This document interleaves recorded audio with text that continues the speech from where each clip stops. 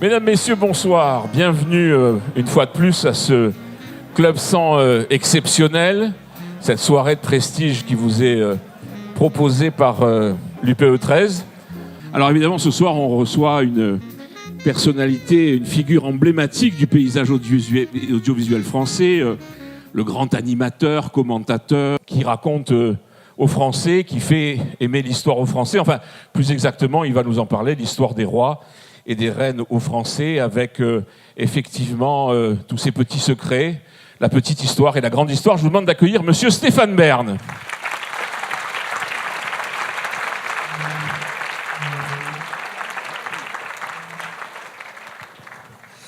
Alors Stéphane, on est très content de vous accueillir parce que vous voyez, aujourd'hui, effectivement, c'est un Club 100 un peu exceptionnel. Alors on reçoit des gens assez formidables dans ce Club 100. On a reçu Jacques Attali, on a reçu le patron d'SFR Altis, on a reçu véritablement aussi Boris Cyrulnik, Michel Rocard. Et en général, ils font 100, 110 personnes. Hein, en général, c'est des... Et là, ce soir, on est presque plus de 300. Donc vous avez finalement une notoriété, une popularité assez exceptionnelle.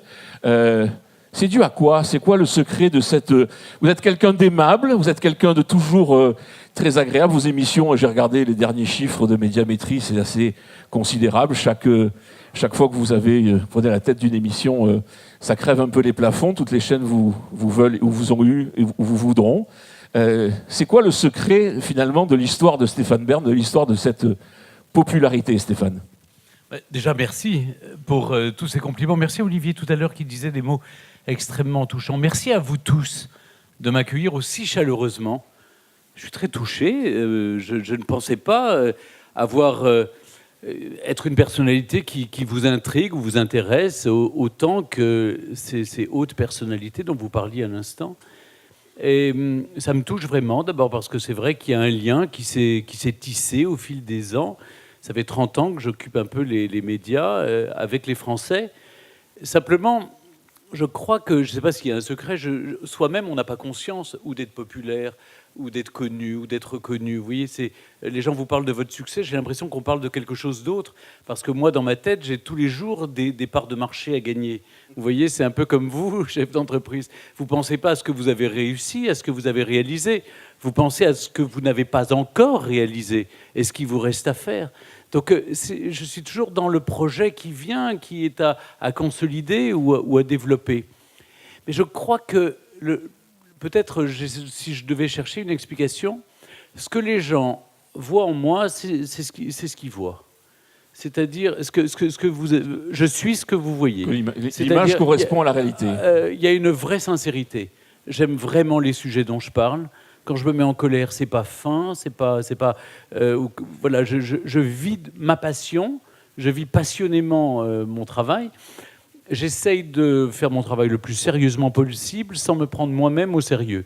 Et j'essaye d'avoir cette humilité qui fait qu'après tout, il ne restera pas grand-chose de ce que j'aurais fait dans ma carrière, si ce n'est peut-être avoir la consolation d'avoir peut-être rendu l'envie au public d'aimer l'histoire. Et rien ne me fait plus plaisir que quand, dans des signatures, j'en faisais une l'autre jour, et des jeunes filles, des jeunes garçons de 9, 10 ans, 11 ans venaient me voir en me demandant des dédicaces pour mon dernier livre, et les parents me disaient vous avez réussi ce que les profs n'ont pas réussi à faire, c'est donner le goût de l'histoire à mes enfants. Et ça, c'est quelque chose qui... comment dire, d'abord, j'essaye de le dire après aux profs d'histoire, de leur dire peut-être, vous savez, l'histoire des idées, c'est très bien, mais pour un gamin de 12-13 ans, peut-être on peut revenir à avant 68, vous voyez, le goût des personnages illustres. Alors, en fait, ils préfèrent, sous le manteau, donner secret d'histoire à regarder en DVD aux enfants, et puis ils continuent à leur expliquer l'histoire des évolutions des idées. Mais c'est sûr que ça ne va pas les intéresser à l'histoire, surtout qu'en France, le coefficient pour les études, vous savez, c'est toujours mieux de faire... On peut faire l'impasse sur l'histoire, il vaut mieux pas la faire sur les maths et la physique. Mais je suis assez heureux de voir que, par exemple, et je suis ravi de saluer... Nicole Derrien, qui est l'éditrice chez Uni-Édition de Secrets d'Histoire. C'est devenu, en quelques mois, le premier magazine d'histoire en France. Et donc ça, c'est vraiment un succès. Je suis assez heureux, d'ailleurs, voilà, parce que c'est aussi le Crédit Agricole qui est derrière et qui nous soutient, donc je les remercie. Mais je crois que c'est une aventure. On ne pense pas soi-même qu'on va devenir ou quelqu'un d'important ou une star. Vous savez, j'ai pas de plan de carrière. Moi, je vis ma passion. Et chemin faisant, ça intéresse ou ça n'intéresse pas, mais je crois que, grosso modo, ça intéresse davantage de gens. Mais le but dans la vie, c'est pas d'être célèbre. L'autre jour, à la sortie d'un plateau télé, des jeunes de 20 ans me disaient « On veut faire comme vous, monsieur, on veut faire comme vous. » Je dis, c'est-à-dire, on veut être célèbre. Je dis, c'est pas un métier, être célèbre. C'est la contrepartie d'une tâche à laquelle vous vous consacrez.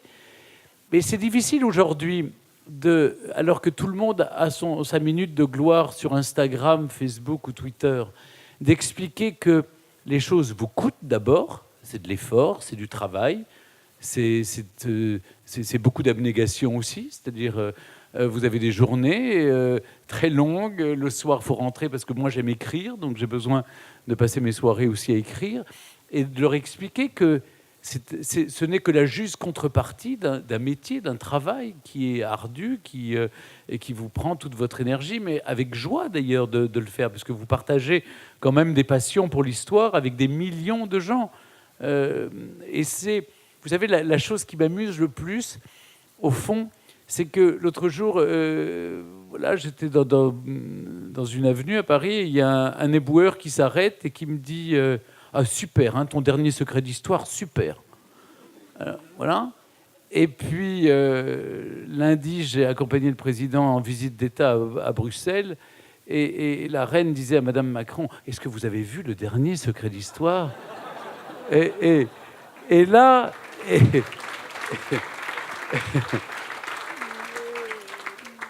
Et là, vous vous dites, c'est mission accomplie. C'est-à-dire que vous avez touché à peu près toutes les couches de la société et que vous réhabilitez d'une certaine manière quelque chose qui nous appartient à tous, collectivement. C'est mon même discours sur le patrimoine, d'ailleurs. C'est que l'histoire nous appartient collectivement.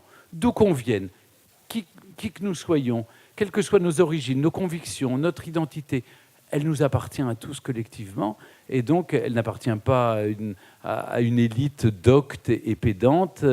Je crois que j'ai simplement apporté une chose à la télévision, c'est que je ne sais pas a priori les choses dont je vais vous parler, mais j'apprends, c'est-à-dire que je travaille, et avant de faire une émission, je lis tout, et j'essaye après de retranscrire le mieux possible en essayant d'intéresser les gens. Alors, on va parler de cette passion, on va parler de l'histoire, tout à l'heure on va parler de l'histoire de Marseille, mais on va parler un petit peu de l'origine de cette passion, parce que vous avez un parcours qui est quand même assez étonnant. Les rois et les reines, effectivement, on sait que c'est votre truc. À 16 ans, vous êtes hôte au palais de Versailles. Il y en a qui vont faire des stages dans des banques, il y en a qui vont... Vous êtes hôte au palais de Versailles. Alors, hôte d'accueil. Hôte d'accueil, on a bien compris, oui. Il faut préciser, c'est-à-dire... Bien sûr. C'est-à-dire que... et pardon pour ceux qui m'ont précédé sur ce fauteuil, comme André Comte-Sponville, mais j'étais Monsieur Pipi, en quelque sorte, si vous voulez. C'est-à-dire qu'hôte d'accueil, ça consiste simplement à indiquer à des milliers de touristes par jour l'endroit où se trouvent les toilettes, puisque comme ça n'a pas tellement changé depuis la cour de Versailles et depuis Louis XIV, les gens se demandent une seule chose, où sont les toilettes ? Eh bien, c'était passionnant, mais surtout, ça me permettait de tordre le cou déjà. J'ai commencé à tordre le cou à ce moment-là aux idées reçues. C'est-à-dire que je faisais visiter le château de Versailles à travers les toilettes. C'est-à-dire que j'ouvrais les portes et je montrais les chaises percées, et il y en a un certain nombre quand vous vous promenez à Versailles. Donc voilà, l'idée selon laquelle il n'y avait pas de toilettes, on peut y revenir. Non, mais vous savez, vous avez, comme tous les étudiants, mes parents m'avaient dit, voilà... tu veux partir en vacances au mois d'août, il faut que tu te payes tes vacances en travaillant au mois de juillet. Choisis. Alors, il y a ceux qui travaillaient dans un fast-food, et moi, je disais non, moi, je préfère travailler dans un lieu historique. Et donc, j'ai décroché un job d'été, comme on disait, au château de Versailles. Et du coup, c'est devenu un job pour toutes les petites vacances, pour gagner un peu d'argent. J'étais hôte d'accueil au château de Versailles. Mais j'avais un privilège, le seul privilège, c'est avoir la clé qui permettait d'ouvrir le matin, d'un côté du pavillon Gabriel, de traverser seul la galerie des Glaces au soleil levant, d'aller prendre mon service au pied de l'escalier de la Reine, et le soir faire le chemin seul en sens inverse. Et là, vous savez, j'ai jamais oublié ce que je ressentais quand j'avais 16 ans. Et j'essaye de le donner, d'offrir cette chance au plus de personnes possibles. C'est cet émerveillement par la beauté du patrimoine. C'est de se dire que, au fond, la culture, elle est à portée de nos mains. Elle est à côté de nous, mais on ne la voit pas. Vous entrez même dans un lieu de culte, une église, peu importe, où vous entrez, il y a une statue, il y a un lavoir, il y a quelque chose près de chez vous. La culture est à côté de nous et on ne la voit pas. Et ce que j'essaye de faire maintenant, c'est d'offrir à un maximum de gens la possibilité d'entrer à Versailles. Il y a 15 jours, par exemple, avec Habitat et Humanisme, j'ai fait une visite guidée du château de Versailles pour 200 personnes en difficulté. Et vous savez ce qui m'a fait le plus plaisir ? Je n'ai jamais eu des enfants aussi intéressés, aussi brillants, posant les bonnes questions. J'étais fasciné. Ça rebat les cartes sur les préjugés qu'on peut avoir sur les milieux sociaux et sur vraiment tous ceux qui ont l'habitude de vivre dans de belles maisons ne s'intéressent pas au château de Versailles. En revanche, ceux qui vivent dans des maisons vraiment des HLM pas très loin et découvraient pour la première fois de leur vie le château de Versailles. Et on a fait une visite vraiment qui est aussi riche, je crois pour moi que pour eux. Tout ça pour vous dire que cet émerveillement à la beauté, au patrimoine, à l'histoire, c'est quelque chose que j'aimerais offrir à chacun. Se dire qu'on a tous cette possibilité. Vous voyez, quand je suis entré dans ce lieu tout à l'heure, c'était l'Hôtel Dieu.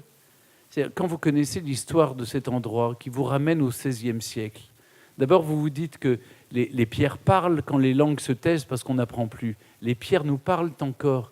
Elles nous racontent une histoire. Et cette histoire se transforme, et ça va vous intéresser, se transforme en économie. Parce que, évidemment, le patrimoine, on ne doit pas le fossiliser, on aura peut-être l'occasion d'en parler. Je n'ai jamais été un adepte du patrimoine fossilisé. Je suis adepte, au contraire, de faire vivre le patrimoine, de lui assigner une nouvelle vocation, de lui donner une nouvelle destination. Et je trouve merveilleux que ces lieux où des gens ont été soignés, eh bien aujourd'hui, ça soit un lieu d'accueil pour tous les touristes du monde entier. Et ils sont de plus en plus nombreux qui viennent découvrir Marseille et qui envoient les splendeurs et les beautés à travers ce lieu qui est là depuis plus de 5 siècles. Donc c'est cette appropriation de l'histoire que j'aimerais créer chez chacun de nous en disant, au fond, l'histoire... On dit toujours qu'il y a 5 personnes ou 6 personnes qui nous relient au Barack Obama. Oui, maintenant il n'est plus là. Moi, il y a de personnes qui me relient à Donald Trump, mieux je me porte. Mais pour le reste, il y a toujours des gens qui nous lient à des personnes. Je trouve qu'on a plein de liens comme ça, invisibles, qui nous ramènent à une histoire commune. Moi, j'essaye de rendre l'histoire familière aux gens en leur disant qu'il y a 3 passions dans la vie humaine. Vous les connaissez. C'est l'amour, c'est l'argent ou la fortune et le pouvoir. Ce sont les 3 choses qui ont guidé les hommes le sexe, et non. les femmes. C'est l'amour. Enfin, c'est vous ça. savez, je pense toujours à cette phrase de Victor Hugo. J'ai confondu. Victor Hugo commençait à tripoter un petit peu sa voisine de table et il lui a dit, et la dame outrée lui dit, mais maître, mon cœur n'est plus à prendre. Et il lui a répondu, oh madame, je ne visais pas si haut. Mais cela dit, donc, on peut mettre l'amour ou le sexe, parce que vous savez, Henri IV a failli déclencher une guerre européenne en allant conquérir une jeune fille de 16 ans qui s'appelait Charlotte de Montmorency, et par chance, il a été assassiné le lendemain. Enfin, par chance ou pas, mais en tout cas, il a empêché une guerre européenne. Ce qui vous montre que ça a toujours été, quelles que soient les époques. Vous pouvez relire Aristote, Homère, vous pouvez relire l'histoire de la Grèce ou de la Rome antique jusqu'à aujourd'hui. C'est la même passion, le pouvoir, l'argent ou l'amour ou le sexe. Alors, Stéphane, cette passion, elle a quand même chez vous tourné assez rapidement à la conviction, voire à l'engagement, puisque à 18 ans, vous adhérez à la Nouvelle Action royaliste, vous êtes membre de la Fondation Saint-Louis, vous avez travaillé avec le Comte de Paris. On vous voit pour la première fois à la télévision, je crois que c'était dans les années 89, vous êtes journaliste à Jour de France, bon, c'est pas vraiment un journal révolutionnaire, ça se passe sur la 5, et vous apparaissez dans une émission où le thème est « Faut-il remplacer le président de la République en France par un roi ?» Est-ce que vous êtes royaliste, vraiment? Est-ce que c'est Alors, réaliste d'être royaliste au XXIe siècle? Est-ce que vous l'êtes toujours? c'est très gentil, vous faites un pont très, très facile. Il y a 35 ans, voire 40 ans qui me séparent de ces années-là. Mais très gentiment, vous raccourcissez les délais qui font que vous me ramenez à mes 15, 16, 20 ans. Si j'avais été trotskiste, je vous l'aurais avoué sans problème, hein.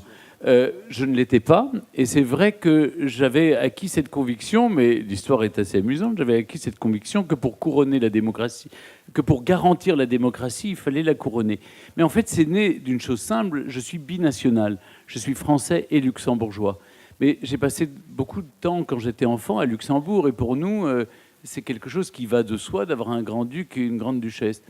Et un jour, j'ai posé la question à mon père, mais nous, on n'a pas de grand-duc en France? Il m'a dit, non, non, nous, on a un président de la République. Et je trouvais ça beaucoup moins chic.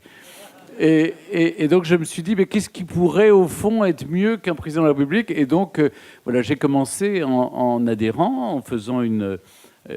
voilà, je ne renie pas ce passé. J'en ai été exclu pour insubordination. Vous êtes un peu rebelle, oui. J'étais déjà un rebelle. Je suis un peu marseillais, vous voyez, dans l'âme. J'ai déjà l'esprit rebelle. Et donc, j'ai été radié des listes. Et pour autant, vous voyez, on peut avoir je garde une certaine tendresse pour un certain nombre de ces sujets, même si, vous le savez, le roi n'est pas un sujet. Mais pour autant, donc, je revendique dans ce cas-là ma position luxembourgeoise. Et au fond, je me posais la question lundi à Bruxelles. Je me disais, mais au fond, qu'est-ce qui est plus royaliste? C'est une France avec une présidence, une république monarchique ou une monarchie républicaine? Parce qu'au fond, la France est une république monarchique avec un président qui a plus de pouvoir que n'en avait aucun roi. Et à côté de nous, nous avons des monarchies qui sont vraiment républicaines, où le peuple est vraiment souverain, puisque voilà, avec un suffrage comment dire, universel qui est à la proportionnelle notamment.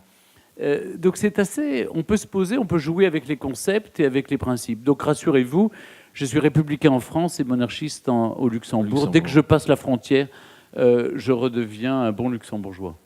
Alors, votre carrière, elle est quand même assez étonnante parce que votre parcours, je le disais, est assez impressionnant. Un nombre incroyable d'émissions, je cite en vrac les plus connues, hein. Le Fou du Roi, Les Grosses Têtes, À la Bonne Heure, Écho de Star, Célébrité, Saga, 20h10 pétante, Comment ça va bien? Et puis bien sûr, Secret d'Histoire, on va y revenir. On a l'impression que les Français vous suivent depuis très longtemps à la télévision. Je crois que vous avez commencé vraiment en 1994. Mais il y a eu une révélation. C'est le soir du 31 août 1997, vous êtes sur le plateau de Claire Chazal et vous, alors je ne sais pas comment on peut dire, commentez, décrivez la mort de Lady Di. J'ai peur que vous m'accusiez du meurtre. Ah, pas encore. Vous n'étiez pas sur les lieux. Mais non. Quelque part, vous le faites avec beaucoup de sincérité, vous le faites avec beaucoup de talent. En prenant peut-être même presque en vous engageant vraiment sur ce sujet-là. Et là, tout de suite, il y a eu un coup d'amour avec les Français. Qu'est-ce qui s'est passé? C'est difficile de vous parler. C'est vrai que je présentais un certain nombre d'émissions à la télévision. J'ai commencé d'abord dans la presse écrite, il faut le rappeler. Hein, je suis au Figaro depuis 1985. C'est dire que ça date pas d'hier. J'étais d'abord pigiste et puis je suis entré dans le groupe Figaro comme salarié en 1989. J'ai d'ailleurs, je crois, une médaille du travail qu'on m'a remise pour mes 25 ans de maison. Donc c'est pas rien de travailler dans la même entreprise, et j'y suis toujours. Mais donc j'ai commencé par la presse écrite. Et les sujets dont je parlais commençaient à intéresser les gens. Et donc, quand j'ai commencé, il faut quand même, parce que là, vous me tressez des lauriers, vous m'érigez un piédestal pour mettre ma statue. Mais pardon, mais quand j'ai commencé, c'était que des colibets. C'était vieux chiffon, vieille dentelle, il est ringard. C'est vrai que j'avais un look assez vieux à l'époque. Moi, j'ai été vieux à 20 ans et je suis devenu un peu plus jeune à 40. Donc, ça n'appartient pas à tout le monde d'avoir cette métamorphose. Mais quand j'ai commencé, j'étais quand même l'objet d'un certain nombre de colibets. Mais j'ai toujours été conscient de ce que disait Cocteau: ce que les autres te reprochent, cultive-le parce que c'est toi. J'ai cultivé ma différence et mon originalité. Et je n'ai pas varié, c'est-à-dire que j'ai toujours pensé la même chose, j'ai toujours mis la même conviction, la même passion ou tendresse à parler de ces sujets. Pour autant, c'est vrai qu'il s'est passé quelque chose en 1997 à la mort de Diana, c'est que vous avez peut-être un souvenir d'une... Oui, ça a été d'abord un choc émotionnel parce que je préparais une émission et ensuite on m'a appris la mort de Diana à 2 heures du matin. Votre téléphone, j'avais un téléphone portable qui commence à exploser parce qu'il y avait des milliers d'appels et on vous demande sur tous les plateaux, partout, parce que quand même je connaissais assez bien le sujet et j'étais l'un des rares qui pouvait en parler parce que je l'avais rencontré un certain nombre de fois. Et à ce moment-là, moi j'ai plutôt le souvenir, si vous voulez, de garder mes distances vis-à-vis de Claire Chazal qui voulait me faire dire que c'était les paparazzi qui l'avaient tué. C'est ça. Vous vous souvenez de ça? C'est un truc incroyable. Et je disais, mais attendez, peut-être on pourrait s'intéresser à la voiture, on pourrait s'intéresser à la vitesse, on pourrait s'intéresser à un certain nombre de choses. On commençait à avoir les premiers éléments de l'enquête. Et puis cette histoire m'a plu. Voilà, tout d'un coup, vous êtes là à ce moment-là et vous commentez les obsèques ensuite une semaine plus tard. Il y a 6 millions de personnes qui vous regardent et ça ne cesse plus. Et du coup, Étienne Moujotte, qui dirigeait TF1, qui avait dit non mais avec son physique, il fera jamais carrière lui. Hein. Et oui, comme quoi, hein, on peut se tromper. Il paraît de Belmondo. Oui, aussi, non mais oui, mais j'avais surtout un physique de radio. Et et alors, et j'ai quand même, vous voyez, et c'est là que je me dis que c'est pour ça que j'ai essayé quand on me demande, j'essaie de dire, mais au fond, il faut cultiver sa différence, il faut être soi-même. On ne doit aller à la télévision faire carrière que si on est légitime pour parler. Moi, le cahier des charges à TF1, et je ne leur en veux pas, c'était il y a des années, c'était bon, toi, tu es la caution intellectuelle, donc tu sais de quoi tu parles, puis on va te mettre une jolie plante à côté. Et puis, j'ai essayé de leur dire, mais vous vous rendez compte du sexisme ? C'est-à-dire que le cahier des charges pour le type, c'est d'être intelligent, et pour la fille, c'est d'être jolie. C'est quand même monstrueux, ce sexisme-là. Je vous parle des années 90. C'est ce qui avait cours à la télévision. Et donc, c'était presque insupportable d'entendre ça. Et voilà, donc j'ai dû présenter pendant des années des émissions avec voilà, un certain nombre de jeunes filles qui ont disparu du PAF et qui se sont succédées. Et voilà, elles plaisaient, elles déplaisaient, et on les remplaçait. Et quant à moi, je suis resté... Et j'ai eu ma propre émission qui est restée célèbre, qui s'appelait Saga. Et donc, il y a encore des gens qui me disent « Ah, mais j'ai vu Saga autrefois ». Puis j'ai arrêté Saga quand, un jour, j'ai lu dans Le Parisien Stéphane Bern, le chroniqueur des riches. Là, je me suis dit que ce n'est pas tout à fait ce que je voulais faire dans la vie. Je voulais surtout parler des gens qui avaient du talent. S'ils avaient du talent, ils avaient peut-être aussi la réussite qui l'accompagnait. Mais que ce n'était pas forcément cela. Et donc, j'ai quitté TF1, je suis parti à Canal+, j'ai fait 20h10 pétante, j'ai opéré ma mue, vous vous en souvenez, une sorte de révolution capillaire. Absolument. Je suis devenu jeune. Du coup, vous savez, vous aviez 80% de part de marché sur TF1, vous étiez le type le plus ringard. Vous faites 10% sur Canal, vous êtes le type le plus in. Ça vous oblige à réfléchir sur ce monde quand même, sur ces fausses valeurs, cette apparence. Alors on va parler de la télé dans quelques instants. Quand même, on revient juste une minute sur l'histoire pour vous mettre gentiment sur le grill. C'est vrai que vous parlez de l'histoire beaucoup quand même des rois, des reines, des princesses, etc. Est-ce que c'est pas une vision un peu réductrice de l'histoire ? Justement, vous parliez aussi des professeurs qui font l'histoire effectivement des idées. Est-ce que l'histoire des peuples, est-ce que l'histoire des Français, elle n'est pas peut-être aussi importante que l'histoire des rois et des reines, même si elles sont intimement liées ? Pourquoi ce choix finalement éditorial de dire... Alors, je vais vous répondre. J'ai fait beaucoup d'émissions sur d'autres sujets. Clémenceau, Claude Monet, Général de Gaulle, Victor Hugo, Georges Sand, etc. Les seules émissions qui cartonnent en audience sont celles sur les rois de France. C'est pas alors comment on explique ça ? C'est la ménagère qui mange ses carottes râpées devant la télé et qui rêve d'être princesse ? Non, ne méprisez pas les ménagères. Ah, jamais. Voilà, parce que ce sont le public a envie de s'informer, ce dont on ne lui parle plus à l'école. Parce que toute la sainte journée... Vous savez, l'émission qui a fait le plus faible taux d'audience, c'est les femmes de la Révolution, avec pourtant des femmes qui me sont très proches par le cœur et la pensée, qui sont Olympe de Gouges et Théroigne de Méricourt. Olympe de Gouges avait dit cette chose merveilleuse. vous savez que les femmes n'avaient pas le droit à la parole, mais on leur coupait la tête. Et elle avait dit, on a bien le droit de se faire couper la tête, on pourrait au moins nous donner le droit de parler. Et c'est assez juste. Donc, c'est l'émission qui a le moins marché. Danton aussi n'a pas bien marché, j'avoue, ça intéresse moins. Donc, vous voyez, toutes les émissions révolutionnaires que j'ai faites pour me dédouaner, justement, vis-à-vis de vous, vous ne les avez pas regardées.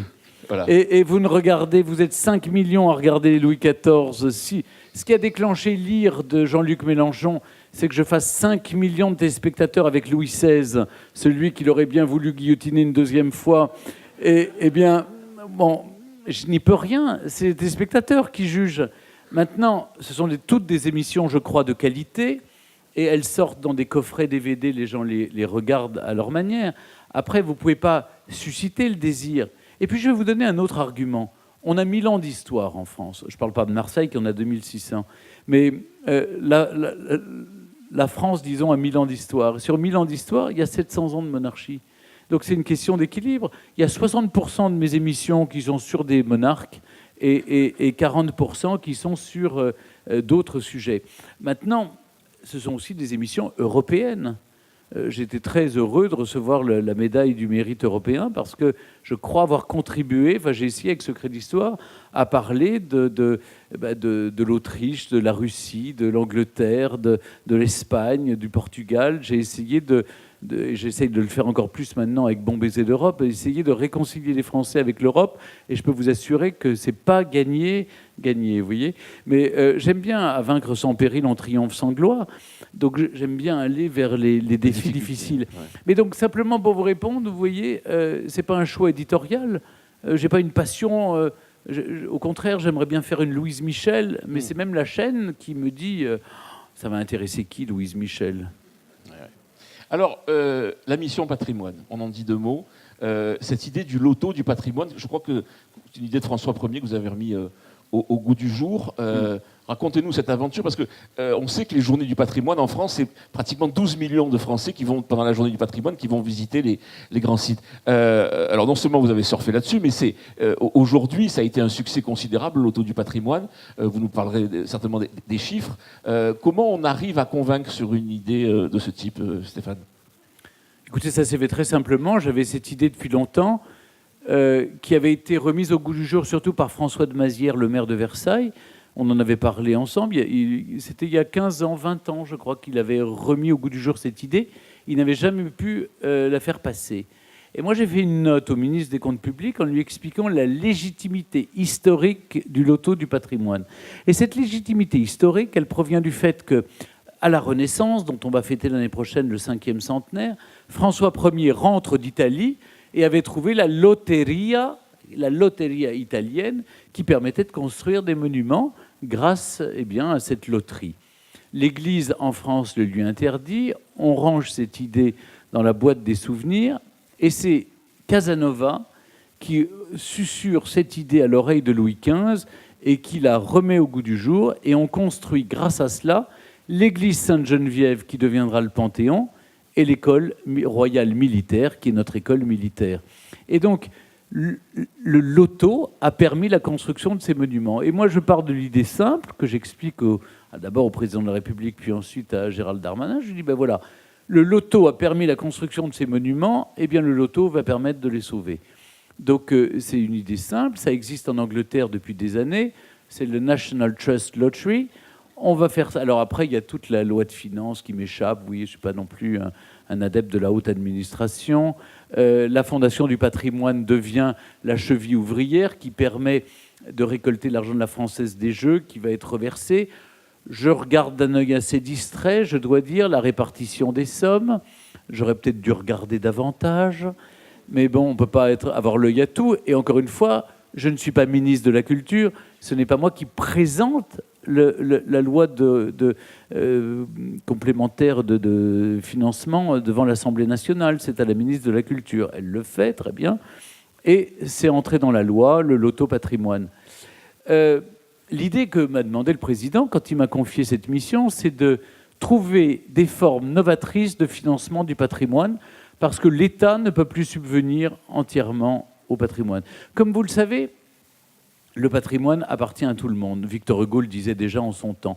La beauté appartient à tout le monde, vraiment. Donc le patrimoine appartient à tout le monde. Il y a du patrimoine qui appartient aux collectivités territoriales, du patrimoine qui appartient à des privés. Ce patrimoine qui appartient à des privés, on ne le sait pas, quand il est classé et protégé, est de la responsabilité de l'État.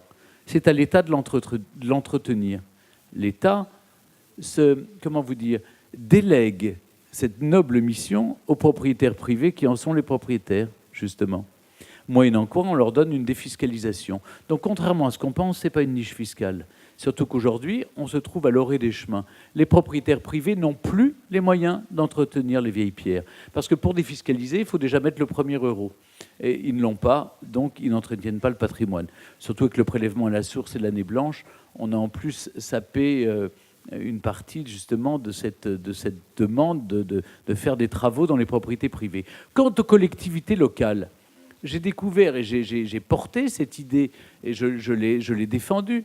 Les communes qui se retrouvent avec des monuments qui sont des églises, parce qu'une église, qu'elle soit dans une ville comme Marseille, où il y a quand même un peu plus d'argent, parce qu'il y a plus d'habitants, donc plus d'impôts, elle coûte le même prix pour être restaurée que si elle est dans un village de 135 habitants, qui n'a pas les mêmes moyens pour restaurer cette église.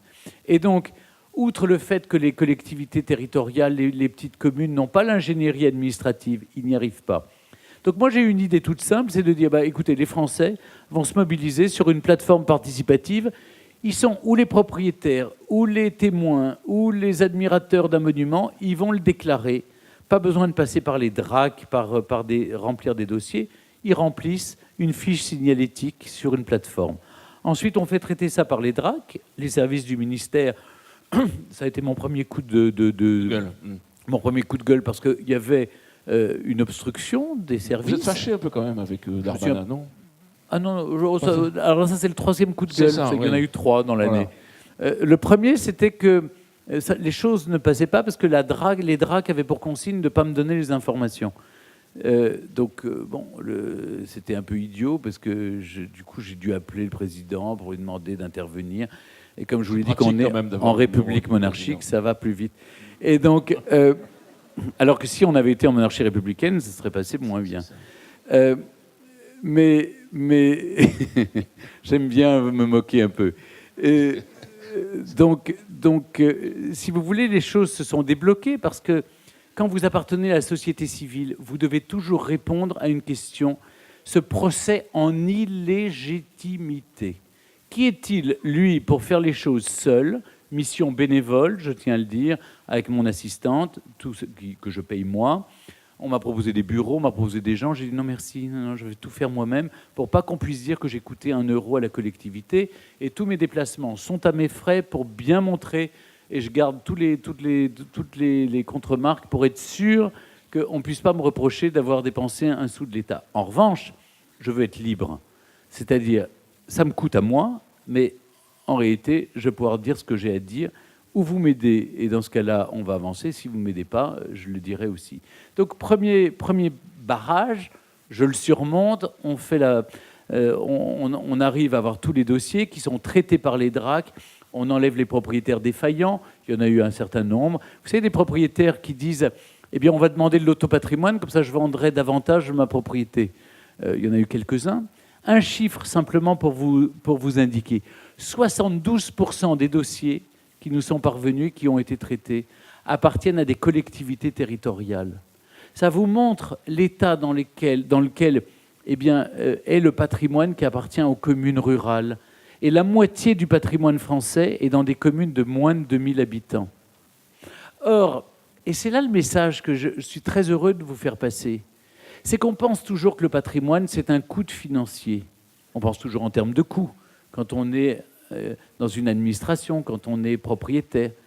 Mais si on raisonnait autrement en pensant que c'est un investissement, il y a une étude qui a été faite par le ministère de l'économie en lien avec le ministère de la culture. 1 euro investi dans le patrimoine en rapporte 20. C'est-à-dire que c'est le meilleur investissement.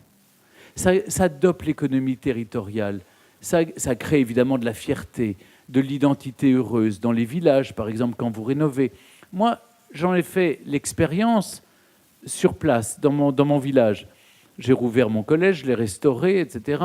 Immédiatement, une auberge a ouvert avec plusieurs salariés. Moi-même, j'ai dû embaucher du monde. Et du coup, vous relancez l'économie dans les territoires. Et l'économie dans les territoires, eh bien, c'est des gens qui ont envie de rester dans les villages, qui n'ont pas envie d'aller vivre dans les villes. Donc, ce qui est incroyable, c'est que on oublie toujours, on pense toujours que le patrimoine, c'est les vieilles pierres. Mais les patrimoines, c'est de l'économie. 660 milliards d'euros avec le tourisme patrimonial. C'est 3 points du PIB. 500 000 emplois directement liés au patrimoine. C'est quand même, ça commence à devenir sérieux. Et on traite tout ça à la légère. Et alors c'est vrai parce que politiquement, c'est mal assumé. C'est mal assumé parce que ça laisse penser que la France devient un jardin à ciel ouvert, une sorte de musée à ciel ouvert pour des Japonais ou des Chinois qui ont envie de se promener. On devient une sorte de parc d'attractions. Mais tant mieux. C'est déjà bien si on arrive à faire ça. Et puis, il y a 90 millions de visiteurs en France chaque année. Premier pays visité au monde. Ils viennent ni pour notre don les langues, ni pour notre sourire. Il faut être honnête. Donc, ils viennent pour nos trésors. Donc, est-ce qu'ils vont continuer à venir si on laisse tout ça dans un mauvais état? Non. Je suis parti de cette idée, j'ai réussi à convaincre tout le monde. Et puis voilà, j'ai surtout convaincu les Français qui se sont mobilisés. C'est les Français que je remercie avant tout. Le reste, c'était facile. Il fallait convaincre les Français. Et le loto patrimoine a rapporté 22 millions d'euros. Avec le tirage et les premières parties du grattage, il reste encore quelques tickets de grattage à 15 euros. Oui, c'était cher, mais ce n'est pas un impôt patrimoine. C'est un acte volontaire. Et l'État vous en a pris une petite partie qui alors vous a un peu l'État, agacé. tout d'un coup, je découvre. Alors le président me dit, tu n'avais qu'à retourner le ticket, tu l'aurais vu. Oui, mais enfin, quand vous grattez, vous regardez du bon côté. Et j'étais peut-être un peu naïf. Je n'imaginais pas qu'alors que vous lanciez un tirage supplémentaire et un jeu de grattage supplémentaire, qui en plus doit être attractif, c'est-à-dire aller directement aux vainqueurs, aux gagnants. Ce sont les gagnants qui ont le plus touché. 75% des sommes allaient directement aux gagnants. Eh bien que l'État, en plus, prendrait 1,04 € pour 15 euros pour aller abonder tout ce qu'il donne déjà à la santé et au sport. Alors j'ai dit à Gérald Darmanin, très bien, dans ce cas-là maintenant, tout ce qui va pour le sport et la santé, vous m'en reversez une partie pour le patrimoine. On fait donnant-donnant, c'est gagnant-gagnant. Alors mon esprit, évidemment, n'est pas toujours bien apprécié de Bercy, mais j'ai obtenu une chose à laquelle rare. Je crois qu'il y a peu de gens qui obtiennent des choses de Bercy en ce moment. Et c'est qu'une enveloppe compensatoire de 21 millions a été débloquée. C'est-à-dire, et en même temps, il faut que je prépare l'avenir en réfléchissant, parce que ça, c'est toutes les dotations au patrimoine, le budget qui remonte, c'est-à-dire qui n'a pas été distribué et qu'on redonne au patrimoine au lieu de le renvoyer à Bercy. C'est un peu complexe. Moi-même, vous savez, je n'ai jamais voulu faire de politique. Je suis mieux à ma place qu'est la société civile. Mais forcément, vous êtes obligé de vous frotter à quelques concepts, à quelques habitudes. Ça vous échappe. Et puis, ce n'est pas un monde étranger. C'est un monde qui fait partie de notre vie. On doit se familiariser. Donc, le résultat est là, avec ce que j'ai obtenu des chefs d'entreprise, plus donc des dons qui m'ont été faits. Encore une fois, c'est à la Fondation du patrimoine, mais c'est sur ma bonne tête que certains chefs d'entreprise ont fait des dons conséquents, et notamment des entreprises étrangères. Là, des Turcs viennent de m'aider pour la maison de Pierre Loti, notamment à Rochefort. Eh bien, on est à peu près à 51-52 millions d'euros récoltés. Écoutez, c'est pas rien quand on sait que le budget alloué annuellement par l'État est de 320 millions d'euros. Tout seul, avec mon assistante, j'ai quand même réussi à récolter, puis l'assentiment des Français, je remercie surtout les Français, on est arrivé à 51 millions d'euros. C'est pas mal. Maintenant, on va voir les travaux. On ne distribue cet argent que sur présentation des factures des travaux réalisés. Je crois que c'est la meilleure méthode pour être sûr que ça ne disparaisse pas dans les rouages. Et je sais qu'il y a des gens ici qui s'occupent des comptes et de la vérification des comptes de la Fondation du patrimoine. Merci, monsieur, de vérifier que tout ça soit fait dans la transparence la plus totale. Donc voilà, j'en termine avec le patrimoine, mais c'est la passion de ma vie. Simplement pour vous dire, si vous voulez me comprendre, il faut comprendre que moi j'ai commencé à adhérer aux associations du patrimoine quand j'avais 15 ans. Je le dis en plaisantant, le président n'était pas encore né. Et donc, non, je le réponds à ceux qui me disent « Ah ben voilà, c'est parce que le président est arrivé, il l'a nommé, c'est le monsieur patrimoine du président. » Non, je m'occupais du patrimoine. Et tout à l'heure, j'étais très heureux d'avoir un coup de fil de l'ancien maire communiste de Saint-Denis qui me dit « Je compte sur toi, le 12, il faut que le remontage de la flèche que m'avait demandé François Hollande, lui-même m'avait demandé de m'investir déjà pour le patrimoine. » Donc, je transcende tous les partis. Ça m'est égal. Mon seul parti, c'est le patrimoine. Et vous savez, c'est ce qui restera de moi. Au fond, les émissions disparaîtront, les émissions de radio, la télé, il y aura peut-être l'INA, si l'État, vous savez, il suffit d'appuyer sur Erase, ça efface tout, et puis il ne restera rien de tout ce qu'on aura fait à la télé, à la radio ou dans la presse écrite. Il y aura peut-être un livre ou deux chez les bouquinistes, si on laisse vivre les bouquinistes encore. Et donc la seule chose qui restera, c'est que j'ai sauvé un monument historique, le mien d'abord. Je l'ai sauvé avec mon argent. Je me suis endetté jusqu'à la fin de mes jours et je le lèguerai à la France. Donc au moins, comme ça c'est clair, je n'ai pas de volonté de m'enrichir. Et la seule chose, c'est que j'aurais peut-être contribué aussi, modestement et humblement, à sauver aussi une partie du patrimoine national. Et je continuerai l'année prochaine, parce qu'il y a d'autres monuments qui demandent maintenant à l'être, et je ne lâcherai pas, parce que les Français m'ont fait confiance. Ils m'ont donné, eux, une mission. Il y a eu une mission au début qui était présidentielle. Maintenant, c'est la mission que m'ont confiée les Français et je leur dois des comptes. Donc, je ne lâcherai pas. Stéphane Bern, on l'applaudit.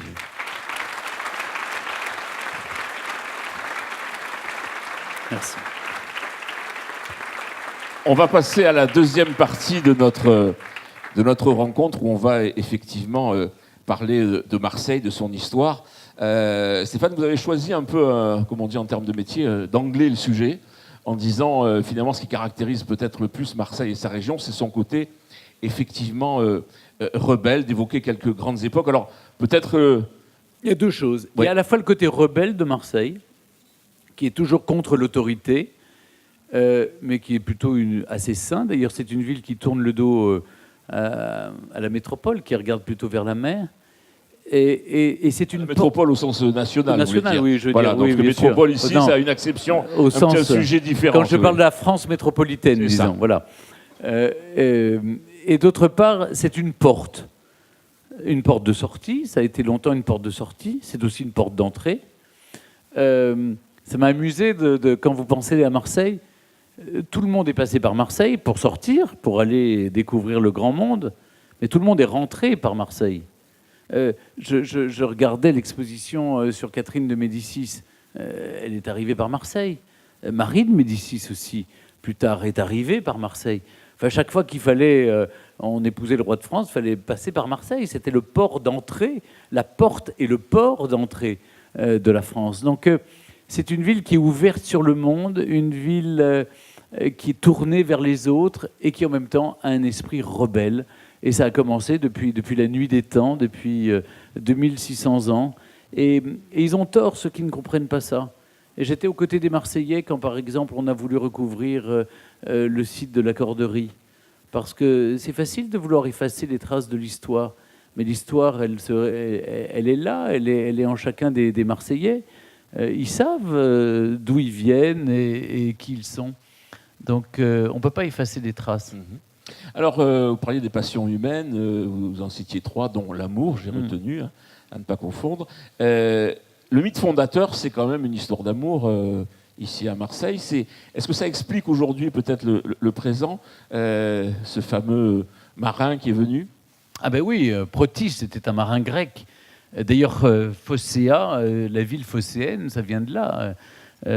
Fossa étant aujourd'hui en Turquie, mais c'est les Grecs qui ont essayé les premiers de prendre Marseille.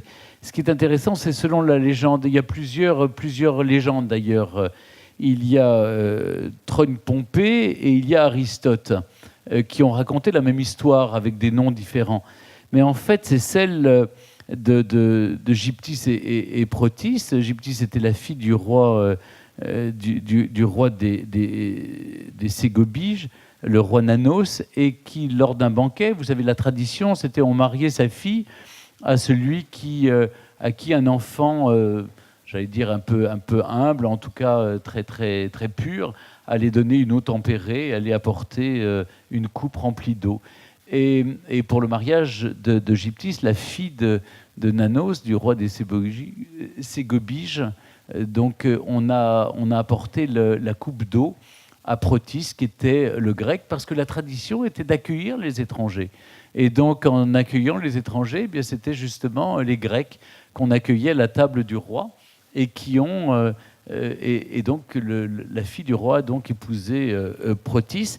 Et les Phocéens ont demandé au roi Nanos de leur donner un lieu pour établir leur ville. Et on leur a donné la calanque du Lacidon. Et vous le vieux port d'aujourd'hui. C'est le vieux port de Marseille d'aujourd'hui, absolument. Donc voilà. Ensuite, elle a changé de nom. Vous savez que elle s'appelait d'abord Massalia.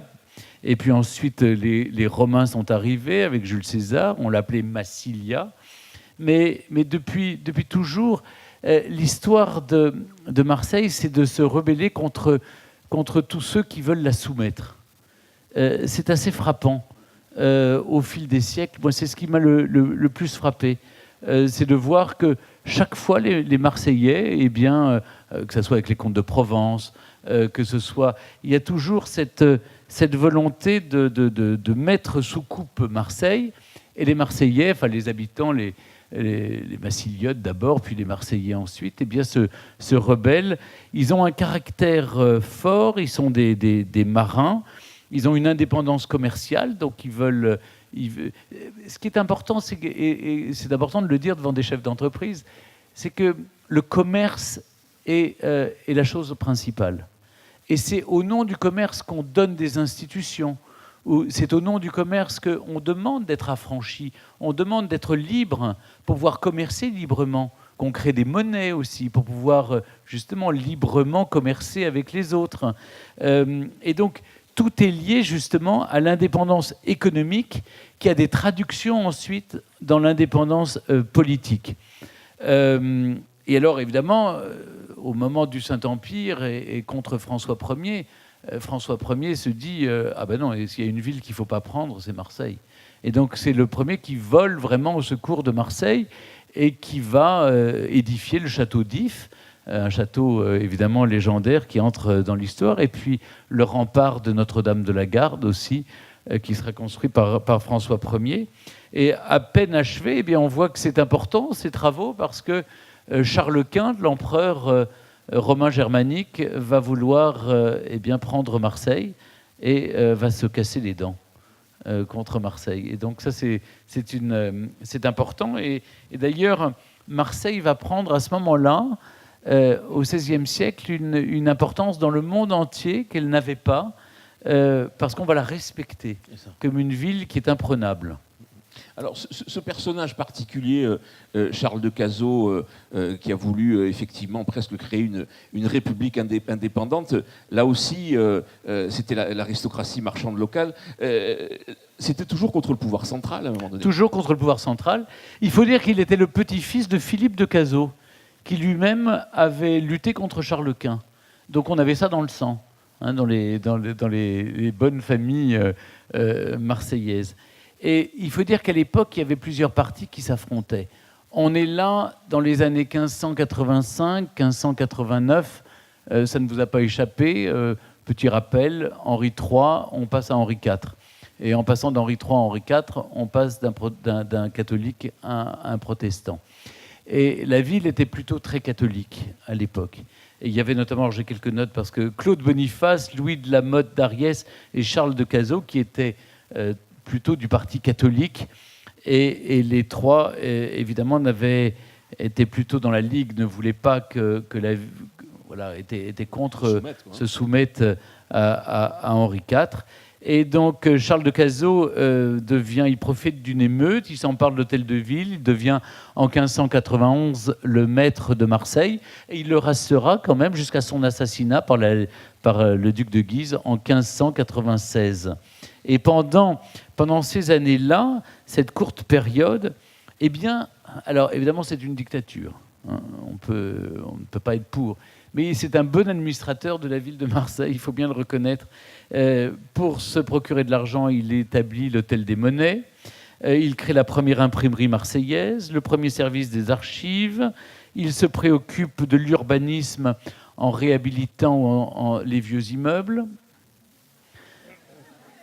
Il se soucie de la santé des gens en construisant cet hôtel-Dieu.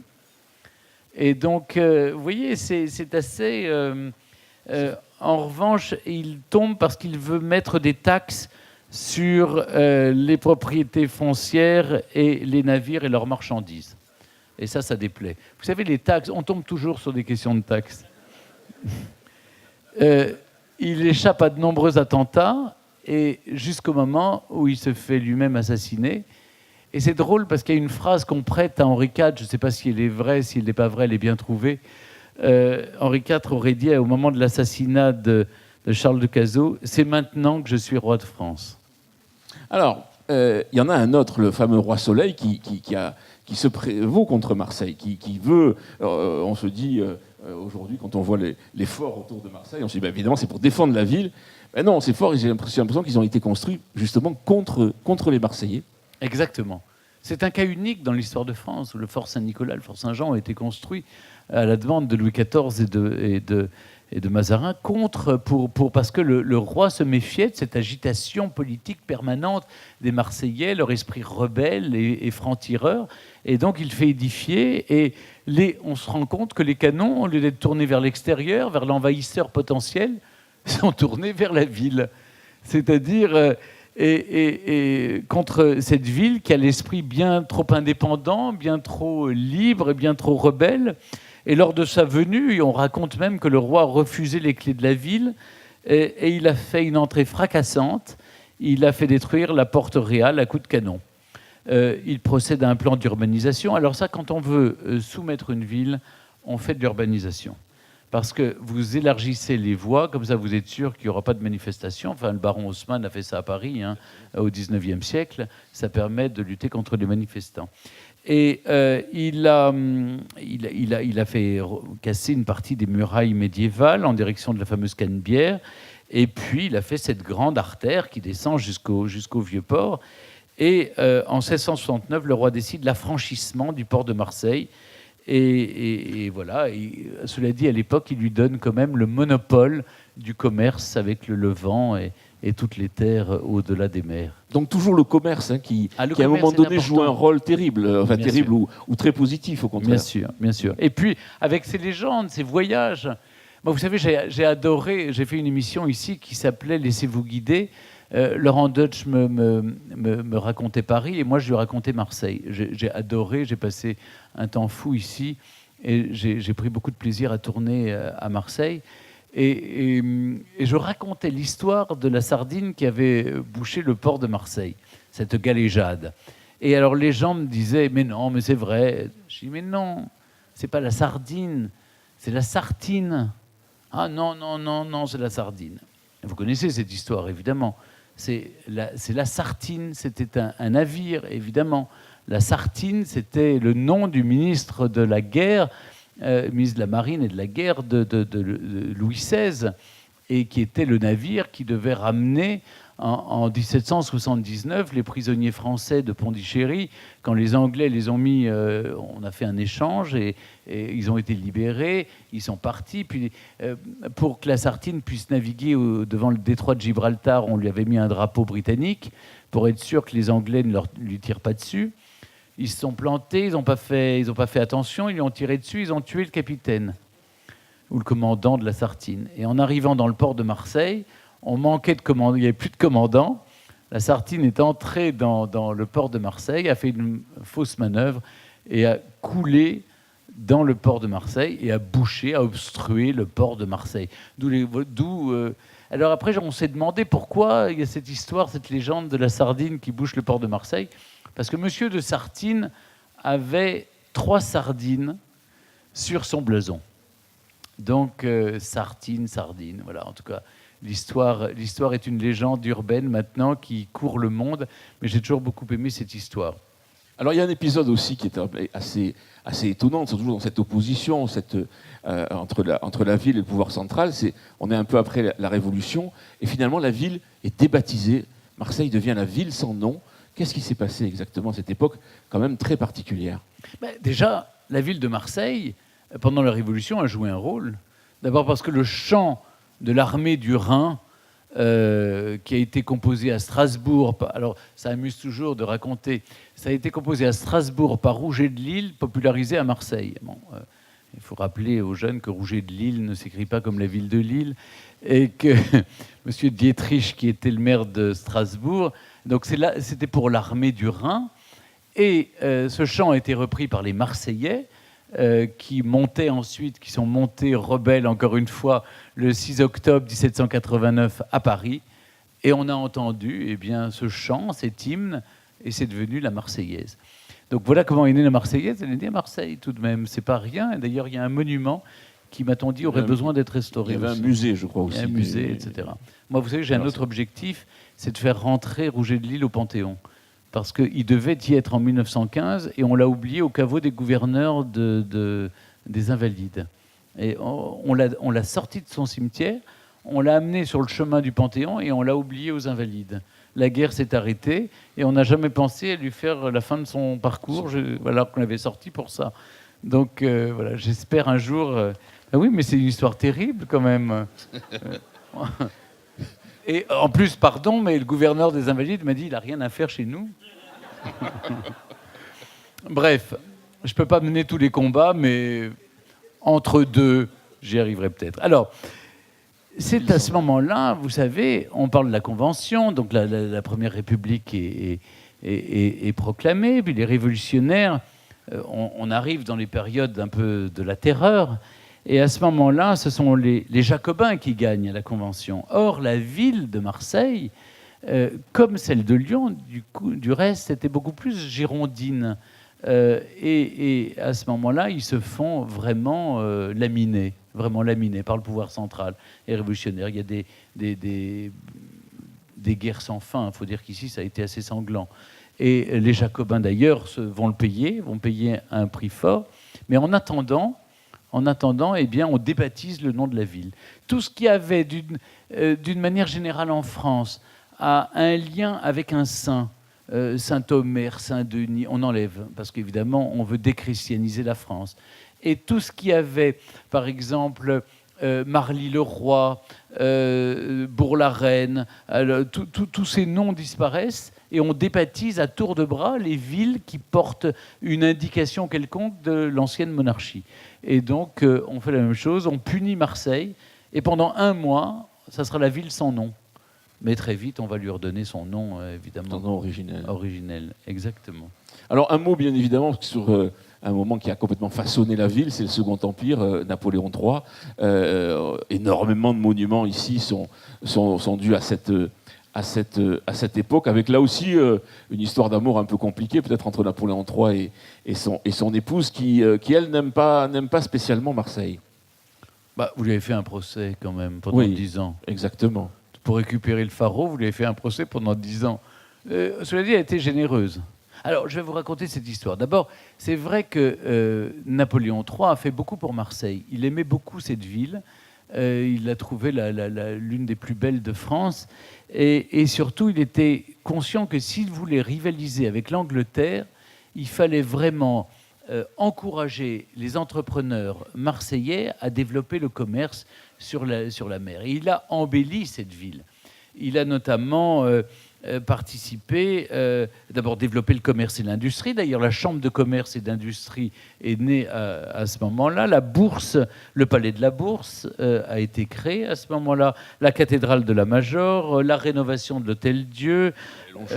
Le nombre de... Il a vraiment agrémenté la ville de monuments incroyables, mais ça avait un sens, c'était aller vers le progrès, le développement économique de la ville. Et donc...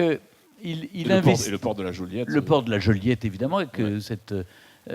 Donc il a vraiment investi, comme on dirait aujourd'hui. Et il se sent tellement bien ici qu'il émet le vœu d'avoir une résidence impériale dans la ville.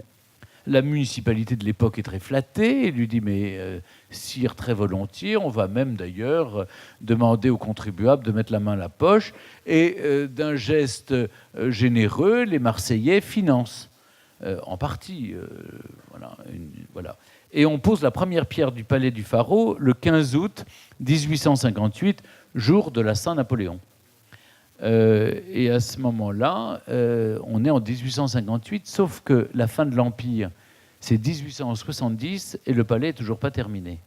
Donc là se pose un problème. Évidemment, la ville, vous l'imaginez, l'empereur n'est plus là, n'a plus très envie de financer la suite des travaux. On se dit à quoi ça sert, puisque de toute façon, ça ne sera plus une villa impériale.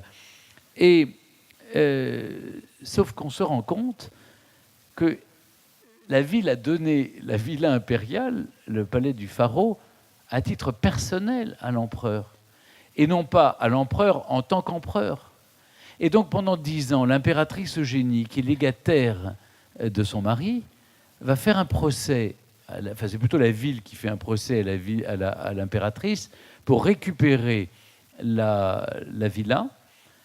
La ville perd en 2 fois, en premier jugement et puis en appel. Et à ce moment-là, une fois que la ville est obligée de rendre à l'impératrice cette villa, enfin, le palais du Pharaon, eh bien l'impératrice, d'un trait de plume, va offrir le palais du Pharaon à la ville à une condition. Elle émet une condition, c'est que les locaux, elle avait donné les jardins à la municipalité déjà, c'est que les locaux servent pour une œuvre d'utilité publique. Et la ville n'a pas été très reconnaissante, je dois dire, parce qu'il n'y a dans les archives de la ville, il n'y a aucune trace, mais alors absolument aucune, de remerciement du maire, de la ville. D'abord, je pense qu'ils étaient furieux d'avoir perdu leur procès, mais quand même, on leur a offert le palais du Pharaon, qu'ils ont transformé. Mais d'abord, ça a été un hôpital pendant des années, jusque très récemment. Et donc, mais l'impératrice n'aimait pas beaucoup Marseille, et Marseille n'aimait pas beaucoup l'impératrice. Alors, on poursuit, parce qu'il y a énormément de sujets qu'on voudrait aborder avec vous ce soir. Il y a quand même, quand on parle de Marseille, un épisode qui est très important et qui, peut-être d'ailleurs, a laissé des traces et continue en termes d'image. C'est Marseille et la pègre, Carbone et Spirito, les années 20, les années 30, où effectivement, Marseille, porte de l'Orient, mais aussi plaque tournante de tous les trafics et de toute la criminalité.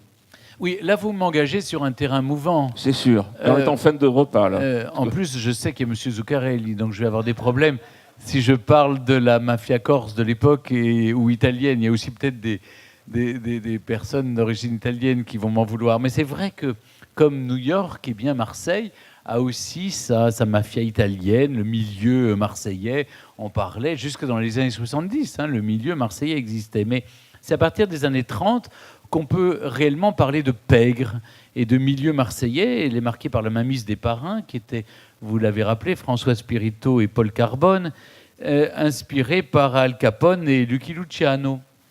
Et donc, il s'inspire du modèle américain et il mène évidemment, il jette les bases sur le modèle américain d'une organisation très hiérarchique qui est fondée sur le clientélisme politique et l'organisation, la corruption policière. Il développe une entreprise qui marche bien, évidemment criminelle, et Marseille devient la capitale du crime en France. Mathieu Zampa, l'empereur de la nuit, ou le Grand. Alors, le Grand parce qu'il mesurait 1m90 aussi. Et il a débuté là dans les années 30, sous Paul Carbone et François Spirito. Et puis ensuite, il s'est placé, après la libération, sous les ordres des frères Guérini, comme la plupart des truands marseillais de l'époque. Et puis, je vais m'arrêter dans les années 60. Oui, j'ai pas envie d'avoir des ennuis jusqu'à...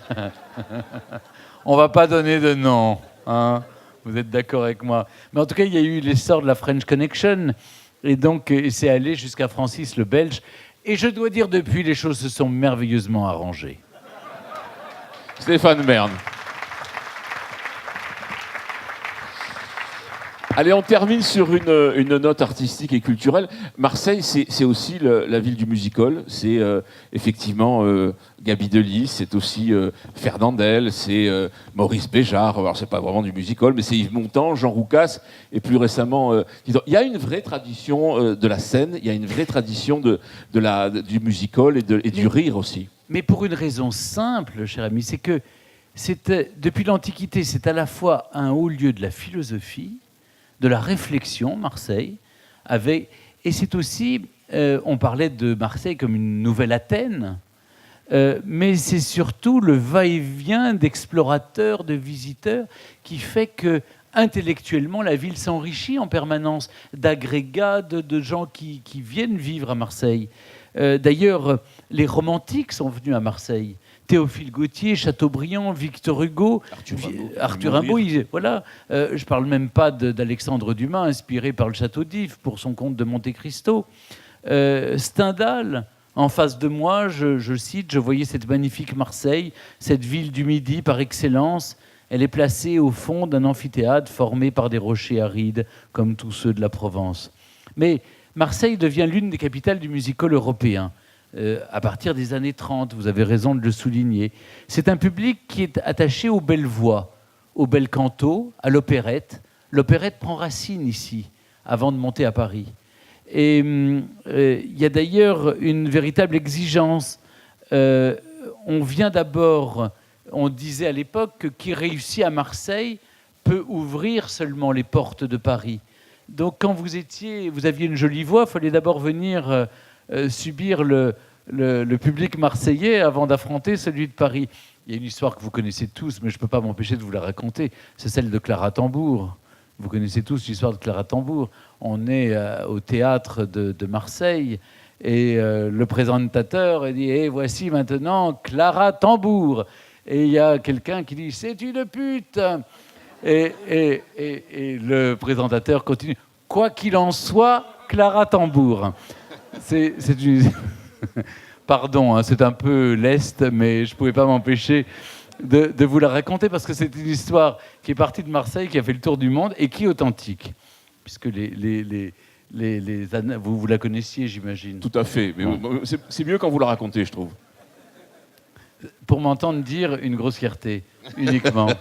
C'est le seul gros mot que vous avez prononcé de la soirée, quand même. Oui, bah oui. C'est un pari. Alors, Gaby Delis. Moi, j'aime beaucoup Gaby Delis. Gaby Delis, d'abord, parce que c'est un nom de scène, évidemment. Gaby Delis, les délices, mais elle l'écrivait Delis, L-Y-S. Artiste de grand nom du musical. Elle a eu un grand succès. Chanteuse, comédienne, actrice dans le monde entier. Une maîtresse.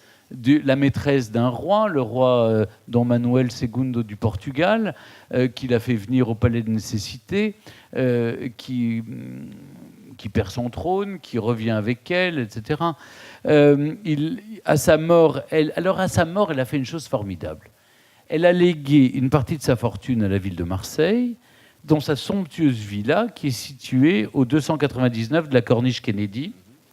Et, alors j'ai pris des notes parce que ça m'a amusé, elle est enterrée tout près de la tombe d'Edmond Rostand, l'auteur de Cyrano de Bergerac, l'une des pièces les plus populaires du théâtre français.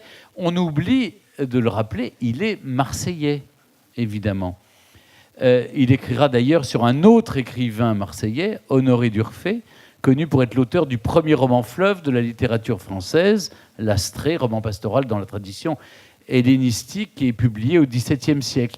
C'est important de le rappeler parce que voilà, ce sont des grands personnages. Il y a Fernandel, je ne peux pas m'empêcher de citer le nom de Fernandel, acteur, chanteur populaire.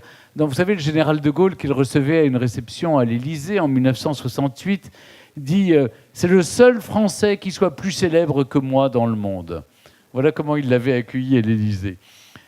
Son succès ne s'est jamais démenti. Et Pagnol disait de Fernandel, il a été l'un des plus grands et des plus célèbres acteurs de notre temps. On peut le comparer seulement à Charlie Chaplin. Marcel Pagnol. Évidemment, quand j'ai tourné ici, je suis allé au bar de la Marine, parce que sur les pas de Marcel Pagnol ou dans l'arrière-pays, c'est formidable. Marcel Pagnol a popularisé, évidemment, avec sa trilogie. Il est cinéaste aussi. Il a fondé à Marseille en 1934 sa propre société de production, ses studios de cinéma. En 1936, il crée la revue Les Cahiers du film. Il dirige sa propre maison d'édition en 1937. Il a, avec son chef-d'œuvre cinématographique, la trilogie, il a dépeint à merveille le Vieux-Port. Et c'est entré dans l'imaginaire collectif des Français. Marcel Pagnol a fait beaucoup pour Marseille. Il écrit, parce que j'aime bien faire des citations, vers 1925, parce que je me sentais exilé à Paris, je m'aperçus que j'aimais Marseille Et je voulus exprimer cette amitié en écrivant une pièce marseillaise. Ce soir-là, j'ai compris qu'une œuvre locale, mais profondément sincère et authentique, pouvait parfois prendre place dans le patrimoine littéraire d'un pays et plaire dans le monde entier. Il ajoutait « À Marseille, je suis toujours un enfant. À Paris, je me sens vieux. » Et voilà, et Marseille continue. Alors, je pourrais vous citer évidemment Titoff, Bosso, qui sont devenus des copains et que je vois quand je viens à Marseille. Mais surtout le rap. Le rap aussi a pris son essor à Marseille. Ou Soprano, par exemple. Et vous voyez, par exemple, hier, comme président de l'Académie Grévin, eh bien, j'ai réuni tous les membres de l'Académie et nous avons voté pour que Soprano entre à Grévin. Et il entrera à Grévin, parce que je pense que, je le dis très sincèrement, il véhicule des valeurs positives qui plaisent à la jeunesse, qui en même temps, je l'ai rencontré, je l'ai invité dans mon émission de radio, il est absolument charmant, il est formidablement bien élevé et pourrait j'ai trouvé un être vraiment d'exception et qui mérite son succès. Donc voilà, Ayam, je les connais un peu, je connais un peu la scène. La scène de rap ou de musique urbaine marseillaise, et je dois dire, oui, j'ai pas l'air comme ça, mais vous ne mettez pas toujours la cravate. Je mets pas toujours la casquette non plus. Voilà. Mais je peux vous dire que c'est à la fois l'esprit rebelle de Marseille et en même temps cette tradition de se moquer de soi-même, de rire de soi, et toujours d'être bon enfant. Je crois que c'est ce qui me fascine moi dans l'histoire de Marseille. Et c'est pas un hasard si beaucoup d'écrivains continuent à écrire depuis Marseille. Franz-Olivier Gisbert me dit toujours que ses meilleurs livres sont écrits ici, à Marseille. Oui, il y a un esprit indiscipliné et frondeur, vous le puisez dans l'histoire, et ce qui est merveilleux, c'est que les strates différentes de l'histoire depuis 2600 ans, tous ceux qui un jour ont abordé le port de Marseille, sont arrivés, ou parce qu'ils cherchaient à s'établir, ou parce qu'ils trouvaient un refuge, se sont adaptés à Marseille, ont adopté l'esprit rebelle et ont fait leur place. Ils ont trouvé leur place à Marseille, parce que c'est une ville accueillante aussi, qui sait accueillir ses enfants pour peu qu'on l'aime. Stéphane Bern. Applaudissements. Merci beaucoup.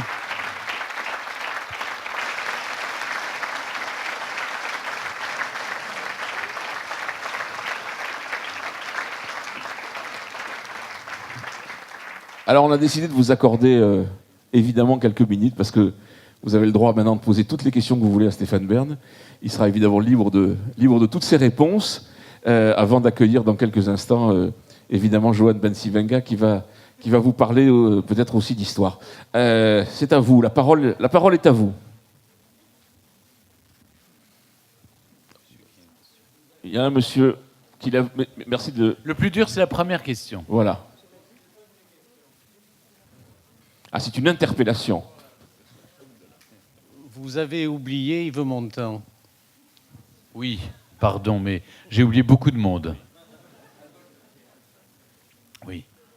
Mais c'est vrai. Alors on parlait du musical. Le musical, évidemment. Jean-Louis Livy, Yves Olivier et Yves Montand. Par ici, bonsoir Stéphane. Bonsoir. J'étais en train d'échanger des textos avec Nicolas Pagnol qui me dit qu'il vous embrasse et qu'il vous passe le bonjour et qu'il vous appelle demain. Alors il m'a dit, je lui ai promis que je vous passerai le message. Bah, très bien. Nicolas Pagnol doit vous appeler, je pense que vous avez une affaire ensemble. Voilà. Parfait, mais un secret d'histoire se prépare. C'est ça.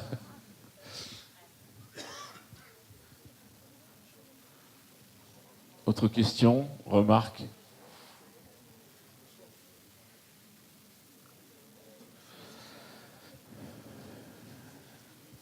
Alors je tiens à vous dire quand même que quand on a préparé avec Stéphane cette rencontre, on a proposé quelques idées.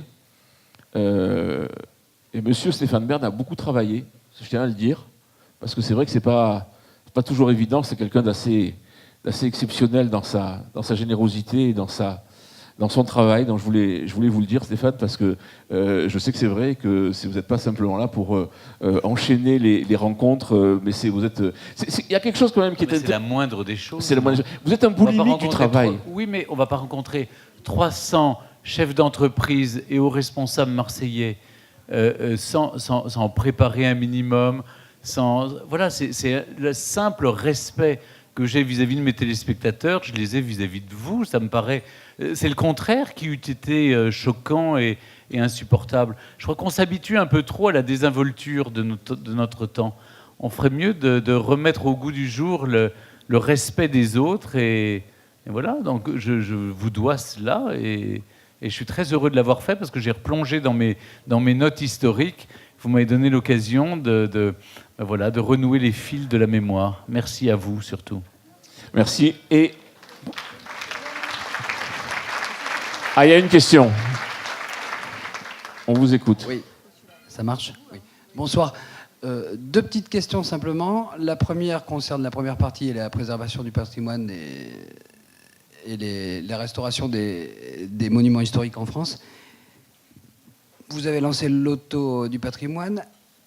Est-ce que ça vous tenterait pas de lancer l'idée de donner à des entreprises du privé des concessions sur les bâtiments historiques pour qu'ils puissent les exploiter et le faire comme vous, développer l'économie autour de ces bâtiments? Et la deuxième question, c'est sur le deuxième sujet, c'est sur Marseille. Enfin, c'est pas vraiment une question, mais et là c'est juste une interpellation de dire de ne pas oublier, et là c'est un non-marseillais qui vous parle, de dire que une des bonnes façons de visiter Marseille, c'est de faire comme Zinedine Zidane et de lire les quelques livres qu'il a pu lire, la trilogie de Jean-Claude Izzo. Voilà. Absolument. Alors merci pour la deuxième recommandation. Pour la première, vous avez 1000 fois raison. Je ne peux guère en parler parce qu'il y a dans cette salle un témoin qui sait qu'on travaille beaucoup sur le sujet. Mais pour vous répondre, ce qu'on m'a demandé, c'est de trouver des solutions novatrices pour le patrimoine. Il y a le loto, mais le loto n'est pas l'alpha et l'oméga. Il y aura d'autres propositions qui vont être faites, et notamment sur tout le patrimoine qui appartient à des collectivités territoriales et qui peuvent être transformés, notamment en hôtels, et pour cela, évidemment, ils vont être proposés avec des baux amphithéotiques à des entreprises privées, des opérateurs privés qui vont pouvoir réhabiliter le patrimoine et l'exploiter à des fins commerciales. Voilà, on en a parlé il n'y a pas très longtemps avec le ministre de la Culture, et je pense que ça va aboutir. Maintenant, il y a d'autres solutions, aussi d'autres propositions. J'aimerais qu'il y ait essayer de trouver de nouvelles sources de financement pour tout le patrimoine, sans taxer les gens, mais en créant un pass patrimoine, ce qu'on est en train de faire, de réconcilier propriétaires privés et monuments nationaux. On va commencer avec le Centre des monuments nationaux, avec un abonnement annuel, comme on le fait pour le National Trust en Angleterre. Vous pourrez visiter gratuitement tous les monuments. Et une part de cet abonnement annuel ira pour la restauration des monuments et une autre part pour toutes les associations de défense du patrimoine. Merci pour ces réponses. Je crois qu'il y a madame et monsieur qui...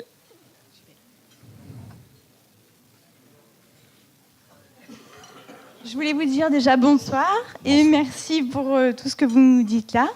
Et moi, je voudrais juste savoir quelle est la plus belle rencontre que vous avez faite.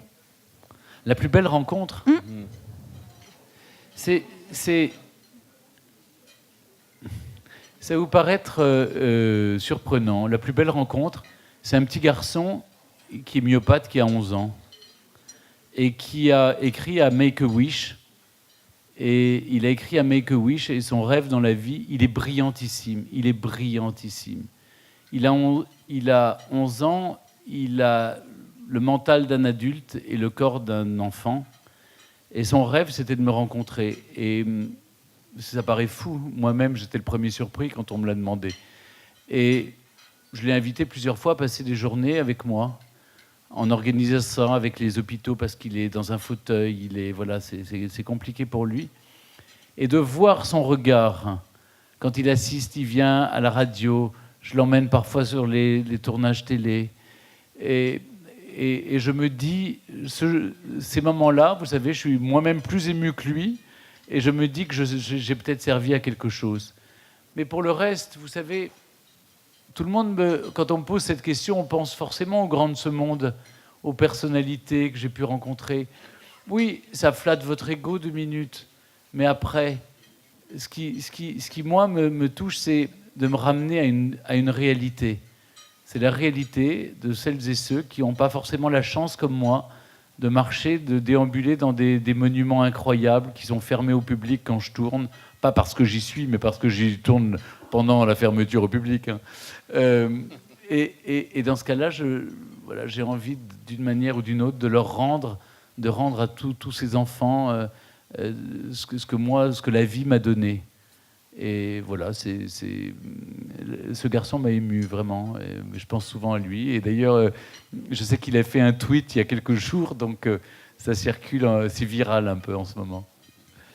Et puis d'un autre côté, vous avez rencontré évidemment la reine d'Angleterre qui vous a décoré, je crois, de l'ordre de l'Empire britannique. Je prononce peut-être mal le nom de la décoration. Ah, mais vous avez tout à fait raison. Je ne c'est suis pas lord encore. Hein. Voilà, c'est je ça, tiens à vous le encore. dire. Mais non, c'est vrai que j'ai rencontré plusieurs fois la reine et elle m'a décoré de l'ordre de l'Empire britannique. Mais c'est des rencontres qui sont... Oui, c'est assez inoubliable aussi. Mais j'ai trouvé une femme d'une grande humilité qui m'a demandé pourquoi j'avais fait un secret d'histoire sur elle et qui avait du mal à comprendre qu'elle soit rentrée vivante dans la légende. Et c'était voilà. Mais c'est un moment, oui, c'est un moment important. Surtout que c'est la première fois qu'elle décorait à l'étranger et qu'elle décorait elle-même. D'habitude, elle laisse faire ça par son ambassadeur. Donc oui, j'étais assez flatté, je dois avouer, sur ce moment-là. Mais vous savez, le soir, vous vous couchez, vous êtes le même. Vous voyez, vous réveillez le lendemain, vous êtes le même. Donc ça ne change pas ma vie, mais ce que j'essaye, c'est de changer la vie des autres, plutôt. Bravo.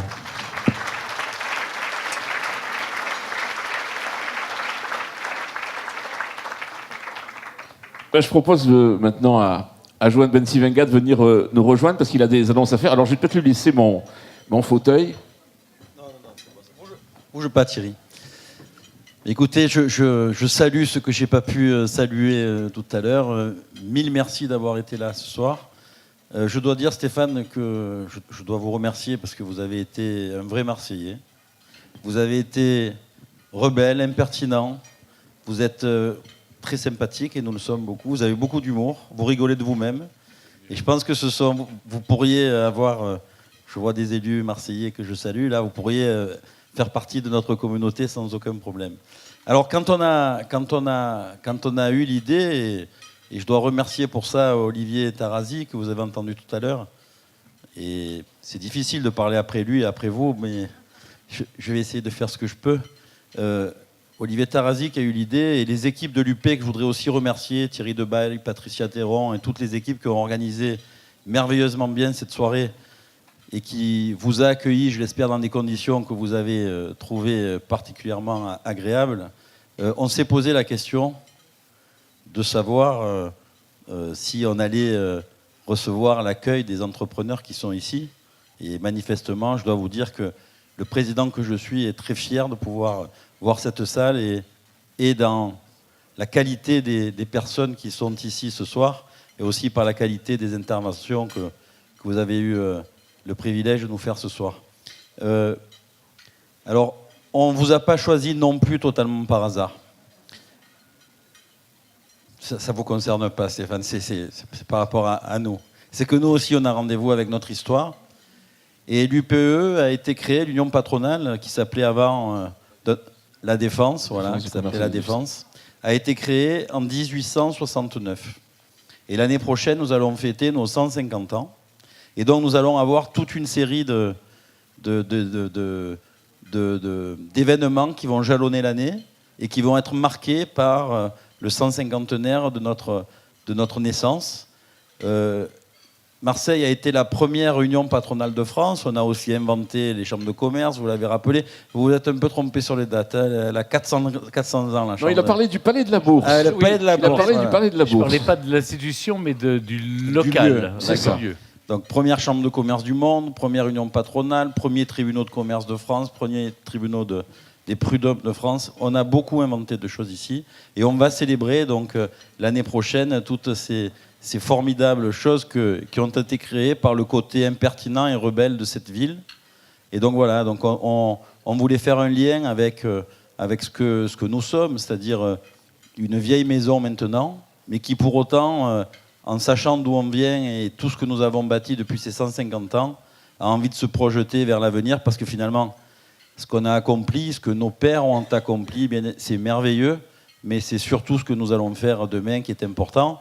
Et nous sommes à un moment particulier de notre histoire où nous sommes en train de créer une institution, une collectivité nouvelle qui est une première, je crois, en France. Il y a peut-être la Corse qui a la collectivité unique et qui a encore un cran au-dessus, qui a intégré sa région dans la même collectivité que les départements. Mais aujourd'hui, nous sommes tous conscients que nous avons une tâche particulière parce qu'à ce moment de l'histoire, on a les conjonctions des planètes se retrouvent. Il y a un changement de modèle économique, un changement d'envie des citoyens, un changement sociétal avec l'arrivée du monde numérique. Et chez nous, ici, on est en adéquation avec cet art de vivre qui est en train de... ce retour à la green vie que les gens ont, la qualité de vie de la Provence, la qualité de la ville, tout en ayant un dynamisme économique et une attractivité touristique importante. Et donc on a conscience avec nos amis entrepreneurs, nos amis politiques, le monde académique. On a la première université française ici, Stéphane, francophone, pardon, pas française, francophone, avec 78 000 étudiants, je crois.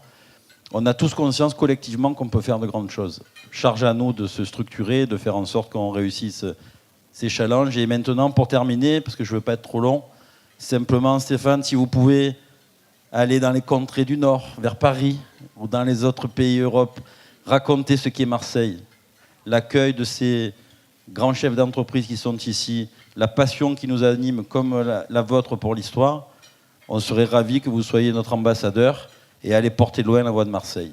Merci. Merci Johan. Comptez sur moi.